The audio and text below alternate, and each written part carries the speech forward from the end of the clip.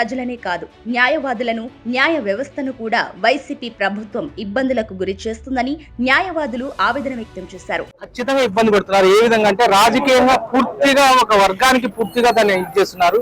అసలు మేమైతే మా పార్టీకి సంబంధించిన ఏదైనా చేయాలన్నా కానీ ఉద్దేశపూర్వకంగానే ఏదో విధంగా మా మీద థ్రెటన్ చేసి మా మీద కేసులు పెట్టి ఏదో పరోక్షంగా మాకేదో ఉంటాయి ప్రాబ్లమ్స్, సివిల్ మ్యాటర్స్ కానీ వాటిని దాంట్లో ఇన్వాల్వ్ చేసి అనవసరంగా మమ్మల్ని క్రియేట్ చేసి మేము దాంట్లో వాళ్ళకి అసలు ఎటువంటి న్యాయపరంగా వాళ్ళకి ఎటువంటి సహాయం చేయకూడదు ఉద్దేశంతో ఈ విధంగా అందరిని లాయర్స్ కూడా ఈ విధంగా అందరినీ ఇబ్బంది పెట్టి ఎటువంటి సహాయ సహకారాలు టీడీపీ ప్రభుత్వానికి కానీ టీడీపీ వాళ్ళకి కానీ ఎవరికి కానీ అందకుండా ఉండాలని చెప్పేసి ఈ విధంగా అన్ని వాళ్ళు ఇది చేస్తున్నారు.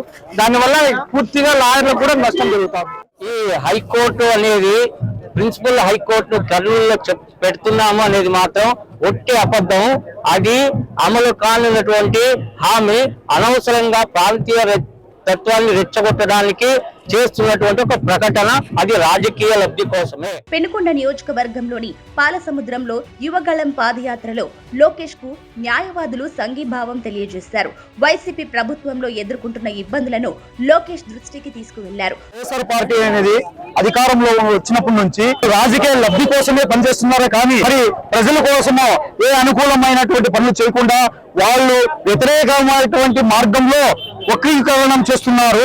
ఇప్పుడు రాష్ట్ర ప్రభుత్వం తీసుకునేది ధోరణి అంతా ఏకీభావం అది లేదు. అది వాళ్ళు ఓన్ డెసిషన్. హైకోర్టు అనేది సుప్రీంకోర్టు ఆధీనం నుంచి పార్లమెంట్ వాళ్ళు తీసుకొని వాళ్ళ ద్వారా వచ్చి చేయాల్సిండేది.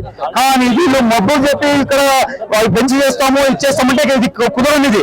హెడ్ క్వార్టర్ లో ఉంటే హైకోర్టు అనేది హెడ్ క్వార్టర్ లో ఉంటుంది. కానీ ఇప్పుడు కర్ణాటకలో ఉన్నట్లు ఉంటే బెంచ్ పెట్టుకోవచ్చు అంతే తప్ప బెంచ్ కోసం పర్మిషన్ ఉంటుంది. కానీ వీళ్ళు హైకోర్టే మీకు ఇక్కడ పెడుతున్నామంటే ఇదంతా చేస్తున్నటువంటి వైఎస్ఆర్ పార్టీ వాళ్ళు చేస్తున్నది కల్లిబుల్లి కథలు తప్ప ఏమీ లేదు. కోర్టులో మౌలిక వసతులతో పాటు న్యాయవాదుల అవసరాలను తీర్చాలని లోకేష్ ను కోరారు. తెలుగుదేశం ప్రభుత్వం అధికారంలోకి వచ్చిన వెంటనే న్యాయవాదుల సమస్యలను పరిష్కరిస్తామని హామీ ఇచ్చారు లోకేష్.